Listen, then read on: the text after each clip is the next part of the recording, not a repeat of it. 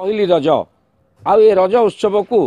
झील बोह मैंने बड़ आनंदर सह पालन करते आम रहीचु ढेंकानाल बनमाली प्रसाद गाँव भितर एवं एठारे मध्य पिला माने रज बड़ आनंदर सहित पालन करुछंती छोट छोट पिलांग ठारू नहीं भौणी माँ समस्ते एका सांगरे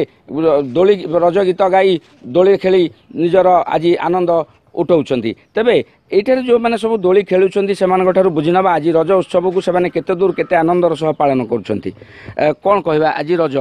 केते दिन केमिति लागुची आ कोन आज सब विशेष आज तमर रहिची बहुत भल लागुची आ रजटा बहुत भल पर्व दोली खाया भल लागुची सजबाज हो भल लागे आ पिठा खाया भल लागे आ दोली खेली रज मौज को भल उत्सवटा करे आनंद लागे निश्चित रूपे जहाँ कहले रज को सेमाने पिठा खाई दोली खेली एवं सांग मानक सह मजा करने को आज भल लगुच तेबे रजरे आउ गोटे विशेष रही पान खाइबा पान उपरे कौन कहबे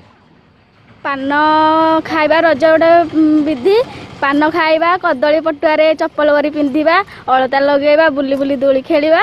आउ सेटा आनंद लागे सेटा रज गोटे भल पर्व तमे कौन कहबो जे रज केमति तम पालन रज 4 दिन हुए 4 दिन आम नुआ ड्रेस पिंधु बुली बुली दोली खेलु सांग मान सहित बहुत मजा करूँ आ समस्ते बहुत मजा करूँ रज हूँ गोटे आनंद उत्सव झील मानकर बहुत सज हवा आ बुलवा बहुत गोटे आनंद उत्सव निश्चित रूपे से जहाँ कहले झील मानकर एटा गोटे आनंदर पर्व उत्सवर पर्व एवं यही रज को से वर्ष सारा अपेक्षा कर रही था यही रज दिन तांकर बंधु बांधव ज्ञाति कुटुंब समस्ते एकाठी होती एवं समस्ते पिठा पणा पान खाई रज को बड़ आनंदर सह पालन करती तेबे आम सहित रही जड़े महिला रही बुझी नवा आज रजरे पिला बोहू मानक से केमिति सब कौन सब व्यवस्था करते आज रजरे कौन सब विशेष कर पिला कौन सब व्यवस्था करा जाए पिठापणा उपरे पिठापणा चकुली पिठा करो मंडा पिठा करो मुआ पिठा करो पुड़ पिठा आउ नड़िया कुर देकिनी ताकू गोटे पिठा करो एंती करो पिला माने केते दूर आनंद अनुभव करंदी 3 दिन खुशी रहंती पिला माने नुआ ड्रेस करो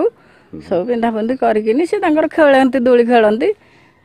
पिठा पणा माछ मांस जते जहा करि पारो आउ निश्चित रूपे जहाँ कहले पिठा पणा माछ मांस आनंदर उत्सव एक प्रकार माहौल जो भली एठारे सृष्टि होईची सते जेमती सबु किछि तांकर माने देश मनर सब प्रकार राग समस्ते भूली जाती एई गोटे दिन समस्ते एकाठी होती एवं एई आंब तोटारे आंब गछ मूले दोली खेली पान खाई पिठा खाई गीत गाई सेमानकर सब दुख सुख को सेमाने एइठी सेमाने भूली जाती ढेंकानाल बनमाली प्रसाद ग्राम अंबिका पट्टनायक कनक न्यूज।